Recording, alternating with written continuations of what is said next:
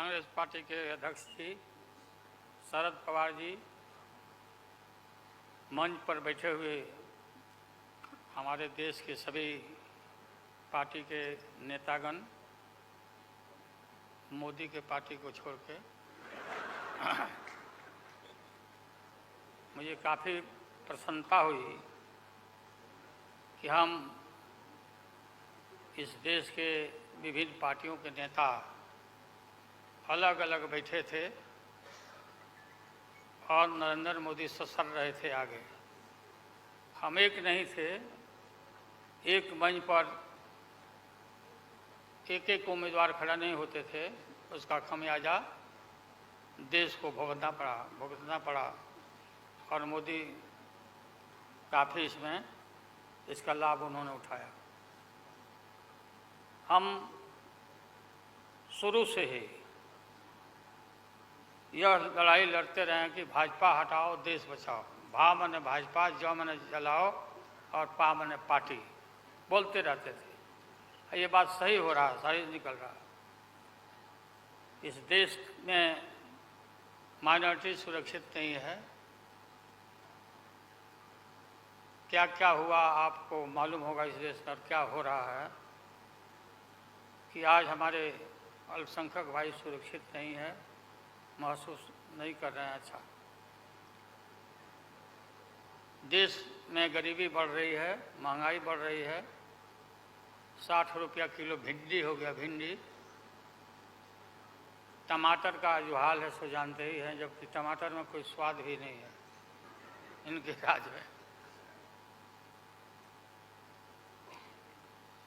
लगातार लड़ाई लड़ते लड़ते हम लोग आज इस मुकाम पर आए हैं कि अब हम सब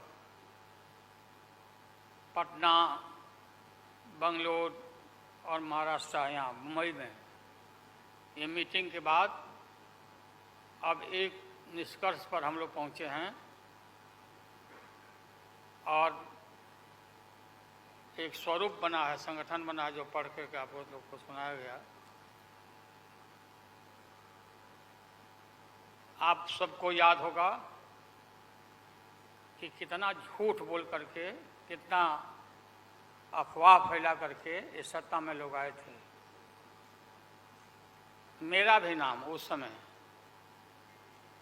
और देश के नेताओं का नाम इन लोगों ने यह प्रचारित किया था कि इन लोगों का पैसा स्विस बैंक में जमा है, स्विस बैंक में। और मोदी जी बोले कि हम आएंगे और स्विस बैंक का पैसा ला करके हम देश के तमाम लोगों को, हर के को खाता खुलवाया कि 5-5 लाख रुपया जमा करेंगे, 15-15 लाख रुपया। हम भी झांसा में आ गए और हमने भी अपना खाता खुलवाया। मेरे 7 बेटियां, 2 बेटा और पति पत्नी दोनों मिला के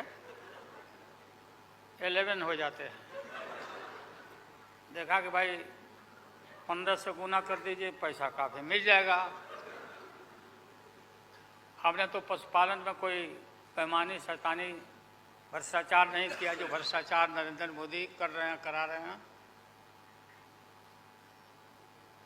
सारे देश भर के लोग खाता खुलवा दिया, सब गरीब गुरबा आदमी प्रचारित करवाया इन लोगों ने।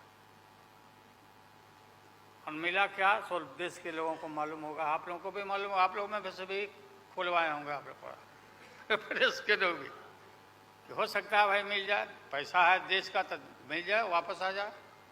एक पैसा नहीं, सब इन्हीं लोगों का पैसा था। अभी काफ़ी जय जयकार हो रहा, होना चाहिए, वैज्ञानिकों का होना चाहिए। चंद्रयान पर लोग गए, सब घूमे फिरे लोग, हमारे वैज्ञानिक, देश का नाम ऊंचा हुआ।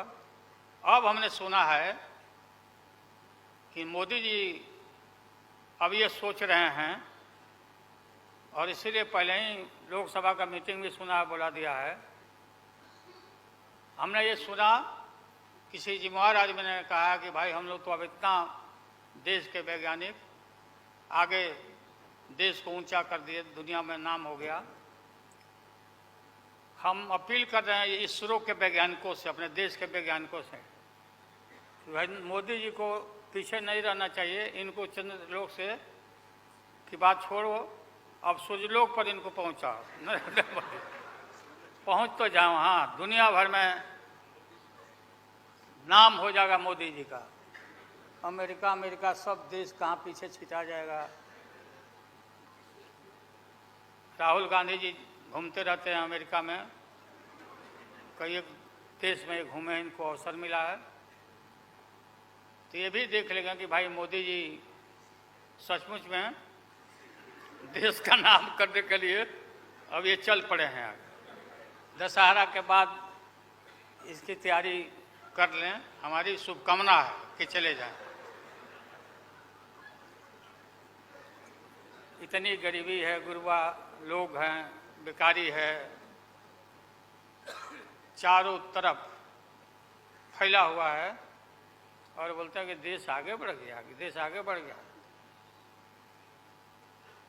देश के नेताओं को कोई भी ऐसा नेता नहीं छूटा है जिसको ईडी में, सीबीआई में ये ना फंसाए हों, सबको फंसा के। ये हम देखते थे पहले के ज़माना में, सुनते थे कि जो बड़े लोग होते थे, सामंती लोग होते थे, वो गरीबों को और मिडिल क्लास के लोगों को मुकदमा में फंसा के और शासन करते थे। वही इनकी आदत हो गई है, और हम लोग डरने वाले नहीं हैं। हमने अपना किडनी ट्रांसप्लांट कराया है, कोई शौक से नहीं कराया है। डॉक्टरों ने कहा कि करा लो भाई।